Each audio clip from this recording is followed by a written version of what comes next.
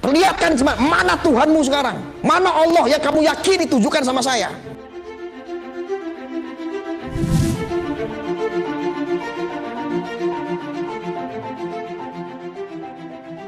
Media sosial baru-baru ini dihebohkan kembali dengan sebuah video Gus Arya yang berani menantang Tuhan dengan menayangkan keberadaannya. Video yang berdurasi singkat Gus Arya, dirinya meminta supaya ditunjukkan mana Tuhan sembari menunjuk-nunjuk dengan nada marah tersebut membuat netizen geram.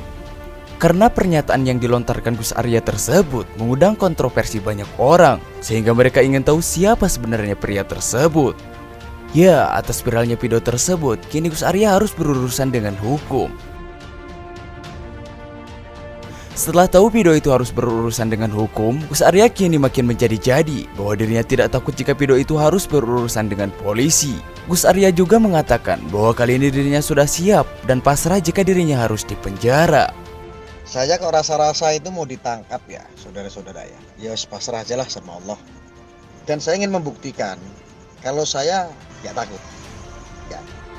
Tak hanya itu, viralnya video tersebut di berbagai media sosial. Semua netizen meminta agar Gus Arya segera ditangkap karena sudah meresahkan. Yaitu dengan hashtag tangkap Gus Arya pun menggema di mana-mana yang menuntut agar pihak berwajib bisa segera menangkap penista agama yang menanyakan keberadaan Tuhan itu. Sekarang permasalahan sedang hangat. Di mana Allah di arsy? Bagaimana memahaminya dan sebagainya. Itu semua punya keyakinan Allah itu mujidul wujud. Allah yang paling tinggi, tidak sama dengan makhluk. Karena kaidah dalam ilmu tauhid ketika akan memahami Allah harus ada kaidah tanzihun min sifatil makhluk. Allah mesti dibebaskan dari sifat-sifat makhluk, dibebaskan dari sifat-sifat makhluk. Tidak boleh sama. Sebab kalau Allah sama dengan makhluk atau di bawah makhluk, itu artinya ketuhanan sifat uluhiyah Allah itu hilang di situ.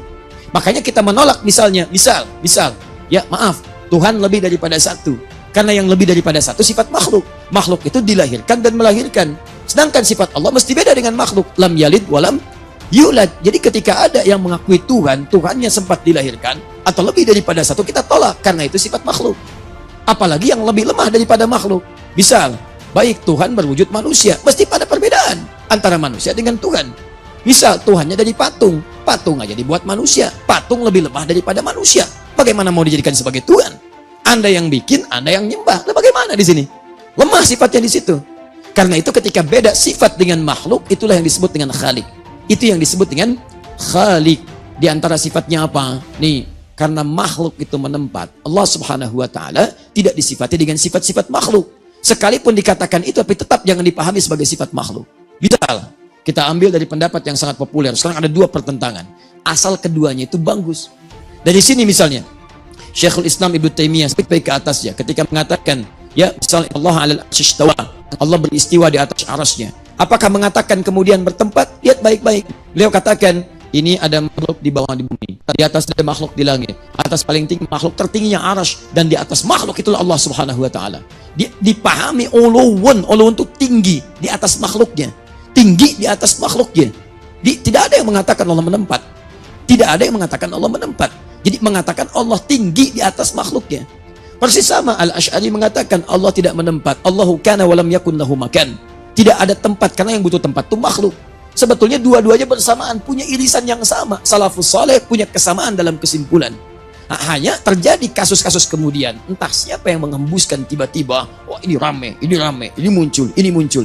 Sampai mengatakan ini mujassim, ini bukan. Ada perbedaan teman-teman sekalian. Salah satunya apa? Lihat, ada di kemudian hari hadis-hadis yang kalimatnya sangat sensitif. Ayat-ayat Quran yang tidak dipahami dengan kalimat biasa. Makanya kemudian di sini ada beda cara pandang. Yang ini umumnya jangan ditakwilkan. Sudah tempatkan seperti ayatnya saja begitu. Hadisnya demikian begitu. Contoh, misal, yadullahi fawqa aydihim. Tangan Allah di atas tangan yang lainnya. Apa kalimat ada di situ? Sudah. Yad, itu yad dipahami maknanya dalam bahasa Arab. Tapi bagaimana cara memahami dilekatkan pada Allah, jangan dipahami oleh kita. Dicukup ayatnya seperti itu, yakini dan pahami demikian. Selesai. Dia tidak menafsirkan dengan tangan supaya tidak digambarkan tangannya makhluk dan sebagainya. Cukupkan sebagaimana pemahaman ayatnya. Allahu ma'lumun, Allahu ma'rufun, Allah dikenal, diketahui. Wassu'alu anha bid'atun. Bertanya tentang bagaimana, kaif, di situ memunculkan persoalan yang serius sehingga menghadirkan bid'ah akidah dalam kehidupan. Nah, ada persoalan lain ketika disebutkan, dia bertanya bagaimana. Contoh, Saya pernah menyampaikan hadis ini.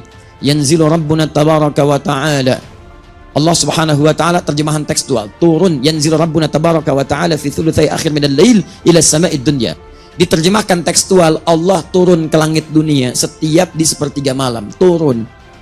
Tiba-tiba ada yang memahami begini, Ustaz, kalau turun, apakah turun dengan sifatnya atau dengan zatnya? Kalau turun dengan zatnya, bagaimana memahaminya? Misal Ustaz tinggal di Jakarta, ini ada yang di Papua. Papua dengan Jakarta kan bedanya 2 jam Ustaz. Ketika Allah turun di Papua, artinya di Jakarta kan belum subuh, belum masuk waktu itu, berarti Allah nggak turun di Jakarta Ustaz. Ketika kemudian waktu Jakarta muncul sepertiga malam, Papua sudah lewat Ustaz, berarti Allah nggak ada di Papua. Bagaimana cara memahaminya? Nah, solusi yang pertama yang ini mengatakan, kamu jangan samakan dengan sifat makhluk. Jangan samakan, turun ya turun, tapi atas sifatnya Allah Subhanahu wa taala. Yang ini Al-Asy'ari, pada orang seperti ini itu mesti bantu pemahamannya. Karena orang ini selalu menggambarkan visualisasi, bahaya kalau tergambarkan. Bahkan berikan solusi, jika ada kalimat-kalimat seperti itu, takwilkan itu dibawa kepada makna hakikatnya. Hakikat yang dimaksudkan, inti persoalan di hadis itu yang disampaikan. Contoh, inti hadis tadi apa? Inti hadisnya adalah Allah menurunkan 3 hal berupa rahmatnya. Dari rahmat itu Allah turunkan 3 jenis. 1, mengabulkan semua doa yang dipanjatkan. Awas, hati-hati.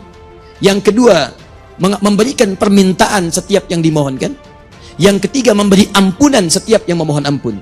Sehingga ditafsirkanlah kalimatnya, Allah menurunkan rahmatnya, supaya tidak gambarkan di benaknya itu bagaimana Allah turun dan sebagainya.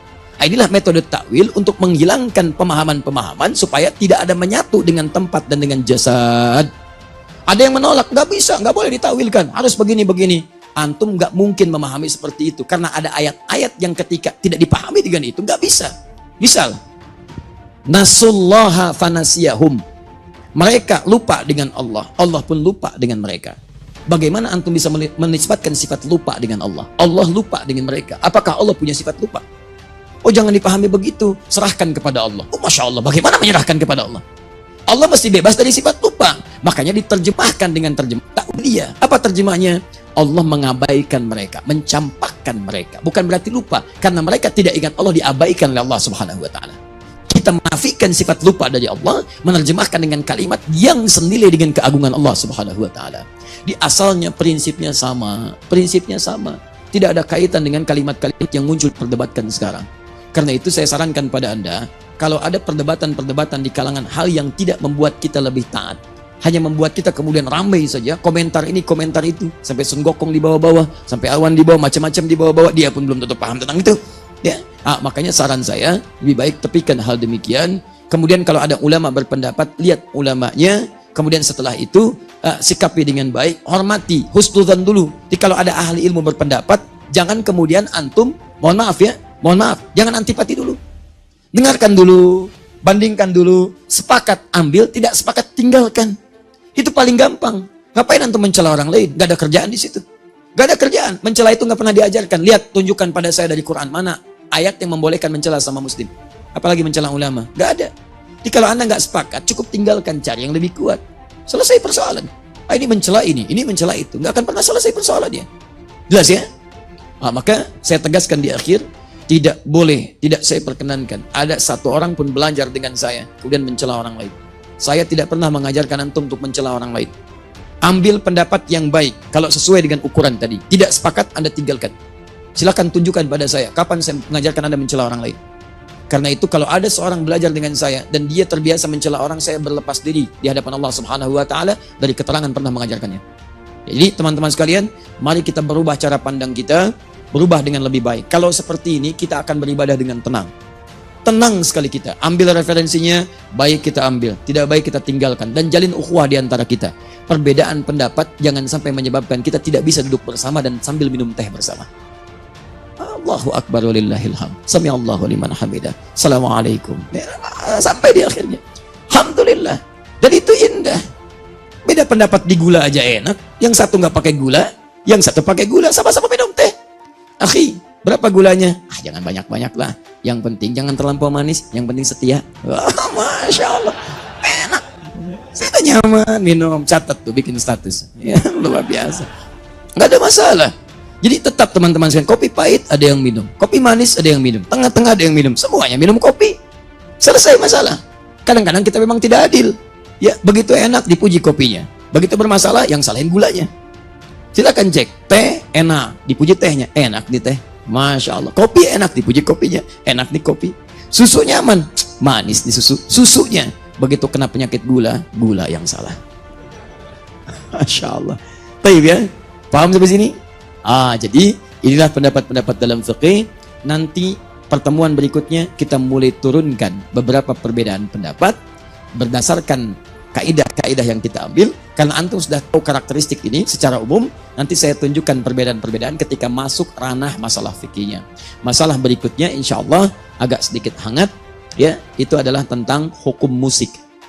Kita akan belajar apakah hukum musik itu, apakah halal, kalau batas halalnya sampai mana, apakah haram, kalau haramnya haram seperti apa, haram mutlak ataukah bukan, kan? Kadang-kadang kan suka unik, musik itu haram, semua ulama sepakat haram, tapi begitu handphonenya bunyi, pakai musik, tang ting tung ting tang ting tung, tang ting tung ting tang ting tung, masya Allah, lagi tahajud lagi, sedang tahajud, katanya haram, tang ting tung ting tang ting tung, haula wala quwata illa billah. Baik, sampainya kan nggak enak, haram, haram, sedang salat, di mana letak keharamannya? Kalau halal di mana batasnya? Kalau saya mengajar musik, aduh katanya haram. Kalau halal di mana halalnya? Ya katanya halal, tapi ada ikhtilat. Banyak orang musik tiba-tiba berubah jadi begini jadi begitu, ada lalai dan sebagainya. Apa hukumnya? Itu nanti kita akan bahas. Oh, ini ada ijma ulama, apakah benar semuanya ijma? Bagaimana cara memahami ijma? Kenapa kemudian ada satu orang berpendapat kebolehannya? Kenapa yang lain mengatakan keharamannya? Dan yang paling luar biasa adalah banyak orang membahas musik tapi tidak pernah mendefinisikan, alhamdulillah, tidak pernah mendefinisikan apa itu musik. Ini yang paling bahaya. Kita itu sering menilai sesuatu berdasarkan ukuran kita, tidak menempatkan ukuran bahasa dan fikihnya. Itu paling bahaya. Paling bahaya. Silahkan cek. Sekarang mazhab Asy'ari melihat dengan mazhab yang salafi menggunakan cara pandang Asy'ari, tidak akan nyambung. Salafi melihat mazhab Asy'ari menggunakan cara pandang Salafi, nggak akan nyambung. Sama persis begini, Anda menilai Syafi'i dengan mazhab Hambali, nggak akan nyambung. Makanya saya sarankan ya, kalau ada dai, ustad-ustad belajar satu mazhab, datang ke tempat yang mazhabnya lain, jangan dirubah mazhabnya, Anda belajar mazhab itu. Contoh, saya datang ke tempat Syafi'i misalnya, mazhabnya Syafi'i, mazhab Syafi'i. Misal, saya mempraktekkan Hambali, misal, saya datang ke tempat Syafi'i, yang saya lakukan bukan merubah masyarakat ke Hambali. Yang saya lakukan, saya belajar mazhab Syafi'i, dan saya bimbing mereka dengan mazhab itu. Karena mereka sudah terbiasa, kalau dialihkan kepada yang lain, nanti ribut di situ. Karena tidak terbiasa, awam itu terbiasa dengan yang diambil. Saya ke Malaysia teman-teman kemarin, di Malaysia itu mazhab Syafi'i resmi. Ketika saya ke sana diminta jadi imam, saya imami dengan mazhab Syafi'i. Kunut saya kunut. Setelah selesai kemudian berzikir, zikirnya saya keraskan. Kemudian saya berdoa. Masya Allah. Kenapa? Karena prakteknya di situ menggunakan Syafi'i. Begitu saya pakai Hambali, jadi ramai di situ. Di siapa Ustaz tadi? Sesat kali ya? Oh sesat, Masya Allah. Disesat di situ karena belum tahu hukum. Begitu belum tahu bisa bermasalah. Ya Masya Allah, jadi gitu caranya. Ini kan kadang-kadang repot. Yang paling repot itu Ustadz tidak menyampaikan, murid jadi jagoan. Ini belajar belum banyak, sudah menyimpulkan hukum. Ya bayangkan Imam Malik menulis kitab yang 40 tahun, dia 4 hari sudah berikan fatwa. Al-Bukhari menulis 16 tahun, dia 16 hari sudah paham hukum. Kan repot itu. Bidah. Bidah. Baik, Anda dari ujung kepala sampai ujung kaki bidah. Kan Anda tidak ada di masa Nabi SAW. Ya, jadi teman-teman sekalian, jadi yang seperti itu jangan juga dicela. Kita diskusikan, terima dulu. Kadang-kadang ada persoalan yang tidak harus dijawab, kadang pakai senyuman aja. Pakai senyuman aja yang seperti itu. Baik ya? Ini kan salah, bid'ah. Kok tersenyum? Senyum kan sedekah. At-tabassumu sedekah. Sunnah Nabi. Bid'ahnya di mana coba sunnah Nabi? Paham ya?